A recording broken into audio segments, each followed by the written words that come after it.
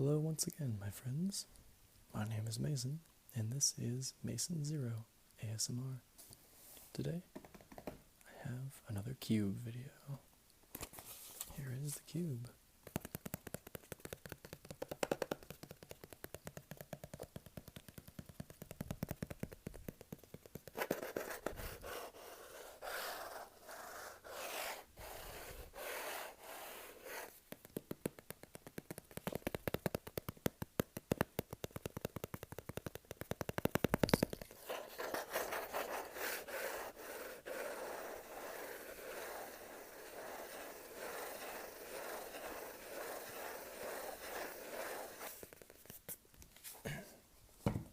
So we've gone through all of the colors.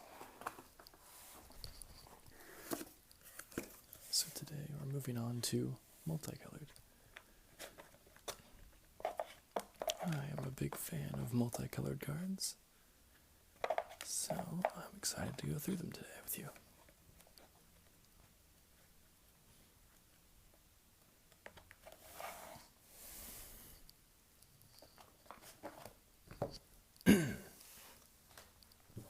So here are the multicolored cards. There are a couple more than in each individual color, just because I like them so much. I wanted there to be 5 cards in each color, as well as the 5 charms that are from the Concept Tarkir set, which is what we will start with. So, a couple of things about multicolored. We obviously have the Tarkir charms that I mentioned. We also have each of the guild charms from the Return to Ravnica block. Each color has a rare, or each color combination, each guild, sort of. There's a couple colors, I believe, that still do not have a rare, because I do not have one, or the ones that I do have break the budget restrictions for the cube, or I'm using some or something like that. So that's a work in progress. Let's start with the charms. We have Abzan charm, and all of these are instants with one of each of the 3 colors for the clan, and they all have 3 choices that you can choose one of. So Abzan charm, exile target creature with power 3 or greater, or draw 2 cards and lose 2 life, or distribute 2 +1/+1 counters among one or 2 target creatures. Sultai charm, destroy target monocolored creature, destroy target artifact or enchantment, draw 2 cards, then discard a card.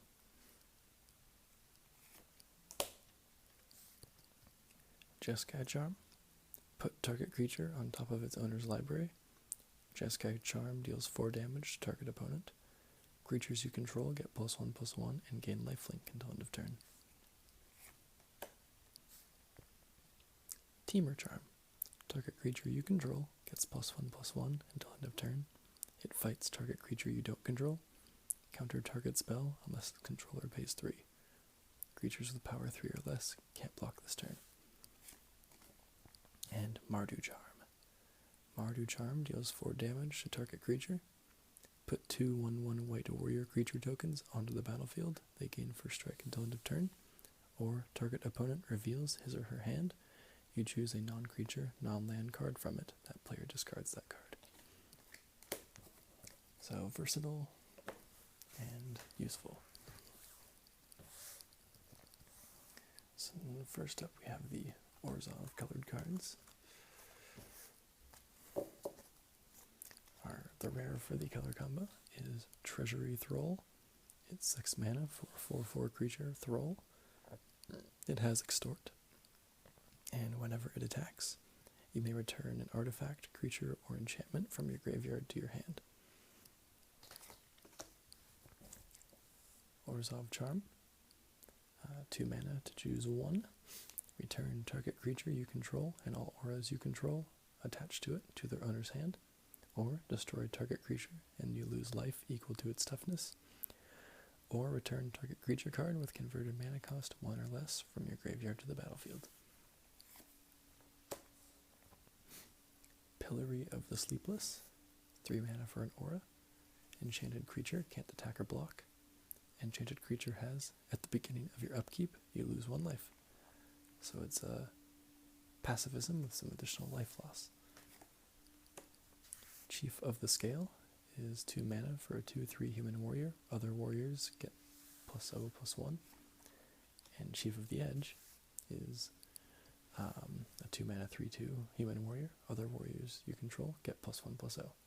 So both great cards for the warrior tribal archetype in the cube, and it's awesome if you can get both. Next we have the Selesnya color combo, which is the current weakest. I don't have any amazing cards or rares for it, unfortunately, so it's a work in progress. Selesnya Charm is 2 mana, choose 1. Target creature gets +2/+2 and gains trample until end of turn, or exile target creature with power 5 or greater, or put a 2/2 white knight creature token with vigilance onto the battlefield. Elvish Hex Hunter is an elf shaman, 1/1 for 1 mana. Pay a hybrid green or white and tap it and sacrifice it to destroy an enchantment. Centaur Healer is 3 mana for a 3/3 Centaur Cleric. When it enters the battlefield, you gain 3 life. Seeds of Strength, 2 mana to give 3 instances of target creature gets +1/+1 till end of turn. So you distribute that across 3 or put it all on 1. Selesnya Evangel is a 1/2 for 2 elf shaman. Pay 1, tap it, and tap an untapped creature you control to get a 1/1 Saproline token. Some of that Saproline stuff I mentioned in the video on green. Next up is Golgari. We have Gaze of Granite. It's X, 2 black and a green. For sorcery, destroy each non-land permanent with converted mana cost X or less. Golgari Charm, 2 mana to choose 1.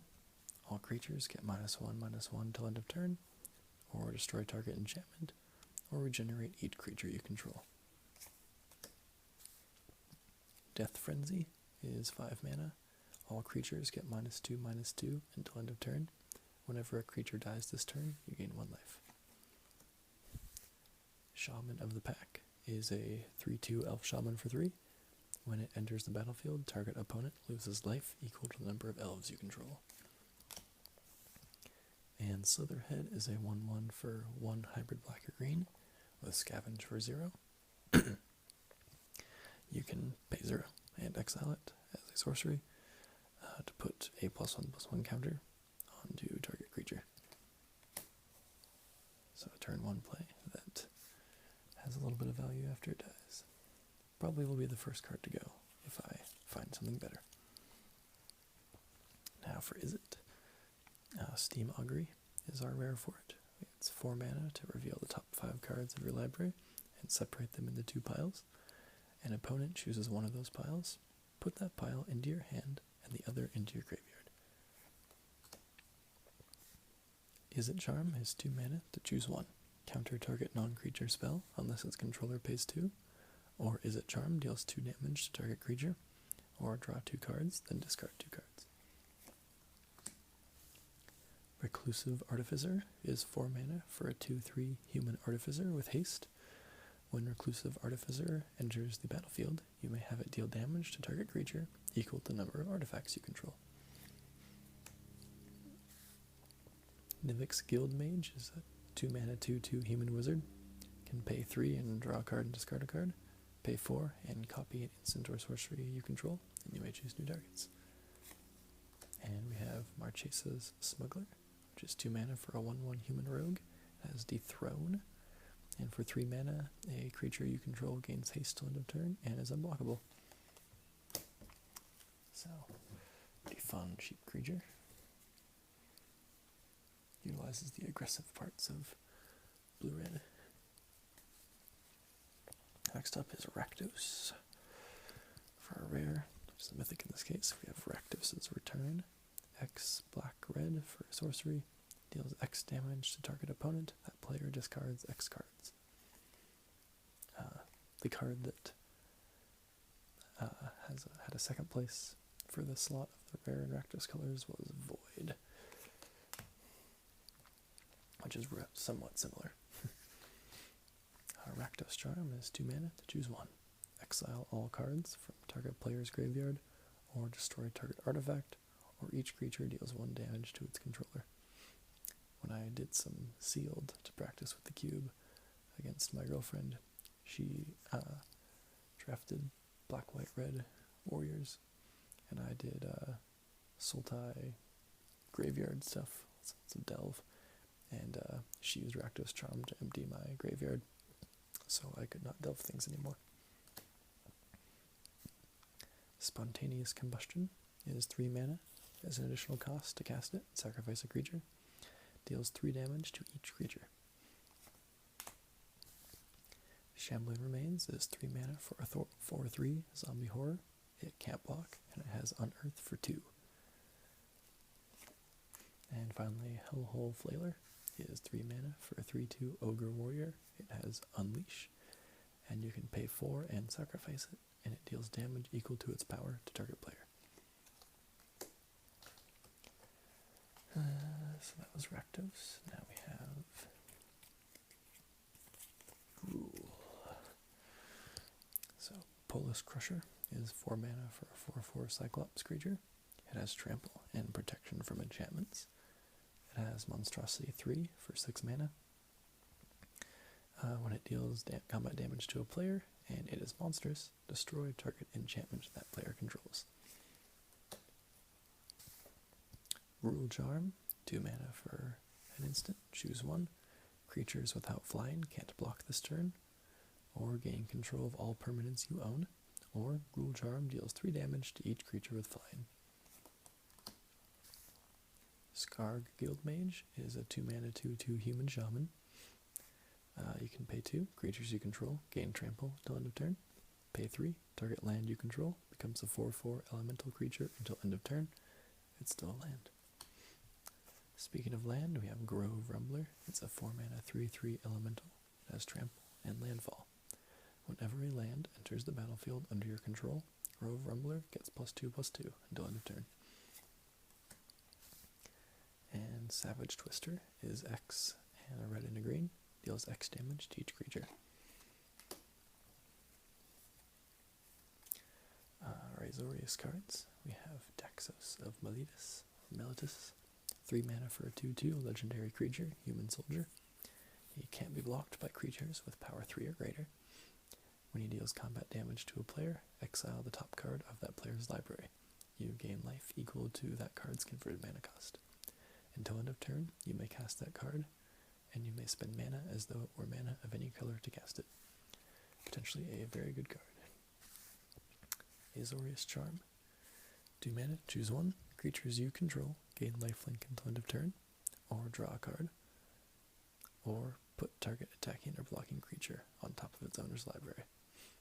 Man, that would suck if you had to choose just to draw a card for 2 mana and just replace this card.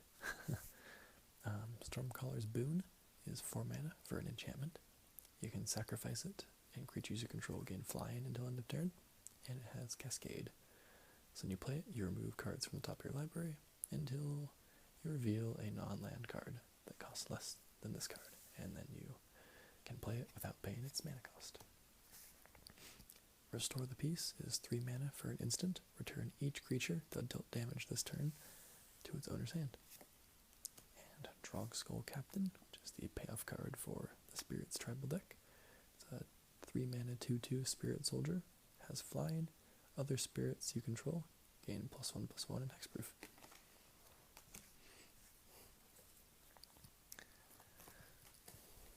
Next up is Boros.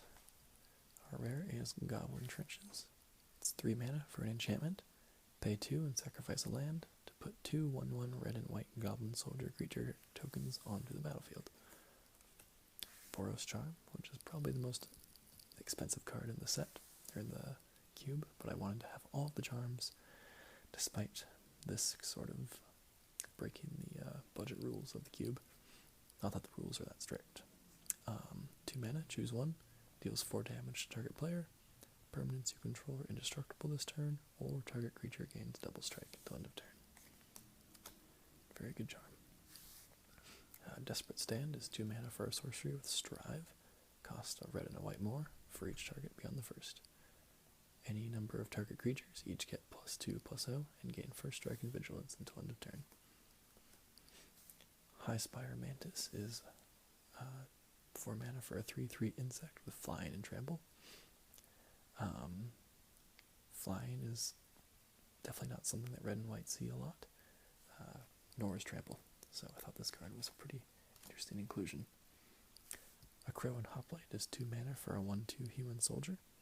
Whenever it attacks, it gets +X/+0 until end of turn, where X is the number of attacking creatures you control. So it'll at least be a 2/2 when it attacks. In Simic, which is probably one of my weakest color combos, it might not be weak, but it's the least defined. I don't really know what Simic does in this cube. Selesnya is kind of up there too, but I think Simic is a little bit confused. So Plasm Capture is 2 green, 2 blue, counter target spell.